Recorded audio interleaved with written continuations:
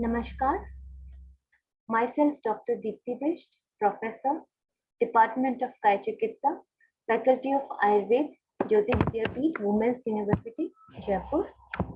In today's session for class BMS 4th year, I am going to take the topic chickenpox. So let's start with a small introduction. Chickenpox, it is highly contagious disease, also known as Varicella, caused by initial infection with Varicella zoster virus. It is dermotrophic and neurotrophic virus that produces primary infection, usually in childhood, and which may reactivate in later life. A mode of transmission: virus is spread by following routes. First one is saliva, then through coughing, through sneezing, and through contact with fluid from the blister. Since it is highly infectious to non-immune individuals, disease in children is usually well tolerated. Manifestations are more severe in adults, pregnant women, and immunocompromised persons. Risk factors: there are some risk factors. If there is recent contact with an infected person, all the children under the age of 12 years, an adult living with children who is unimmunized, immunocompromised state due to any kind of illness, or a person spending time in school or child care facility having low immunity. So all these risk factors are involved in case of chickenpox. Persons having these kind of things may suffer or may get infection very easily. Now, clinical features. Incubation period of chickenpox is 11 to 20 days. After incubation period, vesicular eruptions begin first of all. Often it is seen on mucosal surface first, followed by rapid dissemination in a centripetal distribution. That means the vascular eruptions are more dense on trunk area and sparse on limbs. New lesions occur every 2 to 4 days, and each growth is associated with fever. Rashes progresses from small pink macules to vesicles and then to pustules within 24 hours. Infectivity lasts from up to 4 days, but it is usually 48 hours before the lesions appear until the last vesicle crust over. Due to intense itching, secondary bacterial infections are common from scratching, and it is the most important or common complication of primary chickenpox. Some rare complications are associated, like self-limiting cerebellar ataxia and encephalitis. These can be seen, but these are very rare. Persons or adults, pregnant women, and the immunocompromised persons are at increased risk of visceral involvement, which represents as pneumonitis, hepatitis, or encephalitis. Pneumonitis can be fatal and is more likely to occur in smokers, since smokers usually have weaker lung capacity. They already have damaged areas in lungs, so infection like pneumonitis gets easily to these persons. Maternal infection in early pregnancies carries a risk of 3%, and it can result in neonatal damage with developmental abnormalities of eyes, CNS, and limbs. Chickenpox within 5 days of delivery leads to severe neonatal varicella with visceral involvement and hemorrhage. So these are the basic clinical features which are seen. Now, before complications, investigations are done by diagnosing clinically or by recognition of rashes, detection of antigen, direct immunofluorescence is done. DNA can be detected with PCR or by viral culture of aspirated vesicular fluid.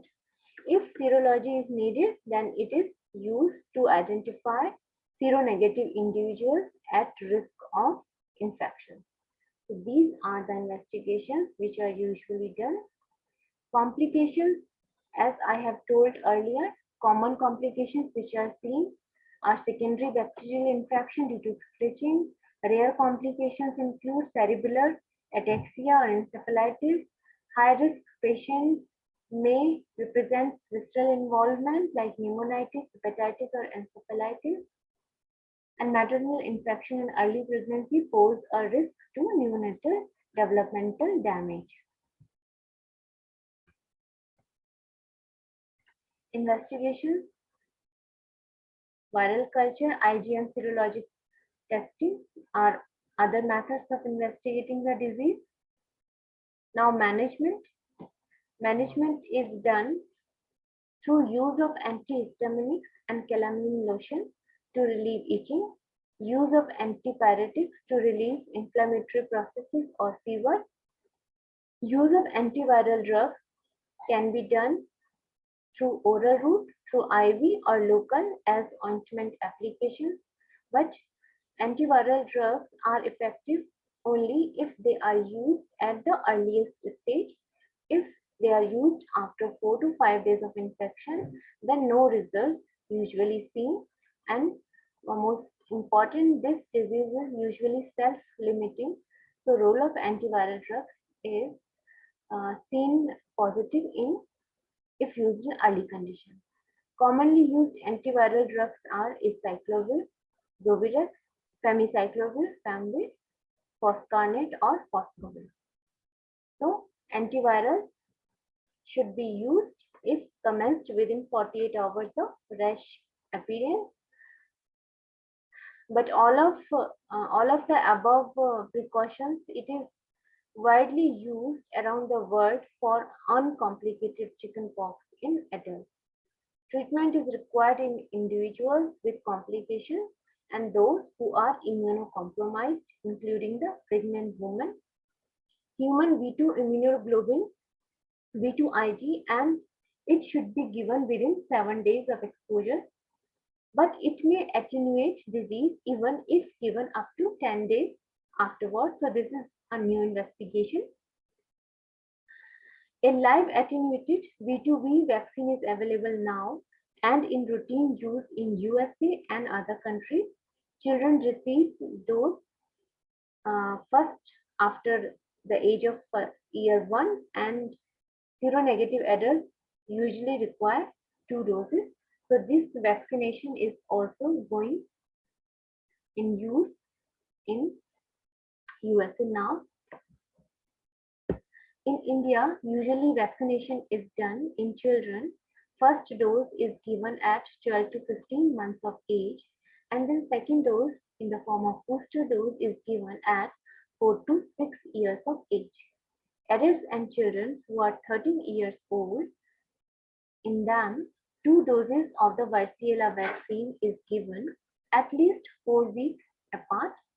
Vaccines not recommended for people with a compromised immune system or moderate to severe cases. So, in all cases of viral infections where vaccine is recommended, this is an important point to note that vaccines are never given to people who are already having some disease with compromised immune system, or if they have some kind of illness. So this was all about the chickenpox signs, symptoms, and its management. Now in Ayurveda, we relate it with Laghu Masurika. So Laghu Masurika और and मसूरिका जिसको हम small pox के नाम से जानते हैं। तो लघु मसूरिका की चिकित्सा में जो माना गया है कि उसकी चिकित्सा हमें मसूरिका के समान ही करना चाहिए। सर्वप्रथम निदान, परिवर्जन और रोगी का पृथक्करण, that means isolation of the patient, बहुत इंपॉर्टेंट है। कंडू की अवस्था में या ज्यादा इचिंग की अवस्था में नींबू पत्र का प्रयोग आचार्य चरक ने बताया है। उसके अलावा रोगी की स्वच्छता पर पूर्ण ध्यान देना चाहिए। यथा आवश्यक धूपन कर्म आचार्य वाग्भट ने बताया है। धूपन कर्म में जो उन्होंने मुख्य द्रव्य यूज किए हैं उसमें नींबू पत्र, गुग्गल, वायविडंग, वचा, ब्राह्मी, जटामांसी, उसके अतिरिक्त लवंग, मरीच, पिपली आदि इन द्रव्यों को लेकर इनको गाय के उपले के साथ जला करके घी या तेल के साथ मिला के जला के धूपन कर्म करना चाहिए। जिस कमरे में रोगी है उस कमरे का धूपन कर्म करना चाहिए। उसके अलावा आसपास के एरिया का भी धूपन कर्म करना चाहिए। धूपन कर्म करते समय जो बातें ध्यान देने वाली है कि जिस समय धूपन कर्म हो रहा हो उस समय कमरे में कोई ना हो। धूपन कर्म के पश्चात कमरे को थोड़ी देर के लिए बंद करके खाली छोड़ देना चाहिए। उसके पश्चात ही रोगी को वहां भेजना चाहिए। इसी तरह से रोगी को स्वच्छ हवादार वातावरण में रहना चाहिए। जो मसूरिका के जो भी लीजन्स हैं उनके लिए नींबू बट्टी का प्रयोग खाने के लिए अच्छा रहता है। उसके अलावा नींबू पत्र क्वाथ से प्रक्षालन एवं नींबू की पत्तियों से ही हवा करना चाहिए, ऐसा आचार्यों ने बताया है। मृदु संशोधन आचार्यों ने बताया है, अगर रोगी बलवान हो, रोगी की शक्ति उपयुक्त हो तो फिर मृदु संशोधन कर्म हम करवा सकते हैं। चिकित्सा व्यवस्था में आयुर्वेदिक योगों की बात करें तो कुछ प्रमुख योग जो हम चिकन पॉक्स में दे सकते हैं वो है त्रिभुवन कीर्ति रस 125 मिलीग्राम की डोज में 2 बार, सर्वतोभद्र रस 125 मिलीग्राम की डोज में 2 बार, गोदंती भस्म 300 से 500 मिलीग्राम, मुक्ता पिष्टी 250 मिलीग्राम तक दे सकते हैं। ये सारी ही औषधियां मिलकर के जो रोगी का ज्वर है उसको उतारने में काम करती हैं। उसके अलावा जो भी उसके लीजन्स हो रहे हैं उसमें जो भी जलन या जो भी खुजली जैसी जो भी समस्या है उसमें भी ये काफी आराम देती है। मधु के साथ इसका अनुपान है। उसके अलावा नींब आदि चूर्ण, नींब आदि बटी, नींब आदि क्वाथ कुछ भी जो भी मिले वो रोगी को सुबह शाम जल के साथ दे सकते हैं। इसके अतिरिक्त पंचसिक्त घृत का प्रयोग 10 से 20 ml दूध के साथ, सारिवाद्यरिष्ट का प्रयोग 20 ml सुबह शाम जल के साथ, ब्रह्मीवटी 2 गोली सुबह शाम जल से, और अगर बालक है तो 1 गोली सुबह शाम जल के साथ दे सकते हैं। इसके अतिरिक्त पंचसिक्त घृत का अभ्यंतर प्रयोग के साथ साथ बाह्य प्रयोग भी कर सकते हैं। पंचसिक्त घृत का लेपन व्रणों के ऊपर करने से शीघ्र लाभ होता है, शीघ्र ही वो भर जाते हैं। उसके अतिरिक्त ज्वर अध्याय में जितनी भी जो भी पथ्य अपथ्य वर्णित किए गए हैं, जो भी चिकित्सा की गई है, हम उसमें उसका प्रयोग कर सकते हैं। जैसे कि जो एक मुख्य योग है वो है षडंग पानी। रोगी के खान में षडंग पानी का यूज हम कर सकते हैं। ज्वर भी घटाता है और जो व्रणों में जो जलन या जो भी खुजली होती है उसका भी नाश करता है। उसके अलावा जितने भी अपथ्य हैं जैसे कि दही का प्रयोग, अभिसंधि आहार का प्रयोग, उसके अलावा खट्टी चीजों का, मसाले वाली चीजों का प्रयोग ना कराएं। खाने में केवल सुपाच्य और हल्की चीजें लें जैसे कि लौकी, तोरी, परवल, टिंडा, कद्दू। उसके अलावा गेहूं की चपाती, उसके अलावा शाली षष्ठी चावल का प्रयोग आचार्य ने बताया है, दूध का प्रयोग बताया गया है, जांगल मांस रस का प्रयोग बताया गया है। ये सभी इसमें पथ्य माने गए हैं। अपथ्य में मैंने बता दिया है जो जो रोगी को नहीं कराना है। उसके अलावा सबसे इम्पोर्टेंट है रोगी का आइसोलेशन, रोगी को एक ही स्थान पर रखें तथा अन्य परिवार के सदस्यों के साथ मिलने जुलने ना दें क्योंकि यह रोग फैलने वाला या संक्रामक रोगों की श्रेणी में आता है। तो इस तरह से हमने मसूरिका या चिकन पॉक्स का आयुर्वेदिक एवं मॉडर्न दोनों मैनेजमेंट देखा है। नेक्स्ट टॉपिक में हम कुछ और नया टॉपिक शामिल करेंगे। Namaskar. Have a nice day.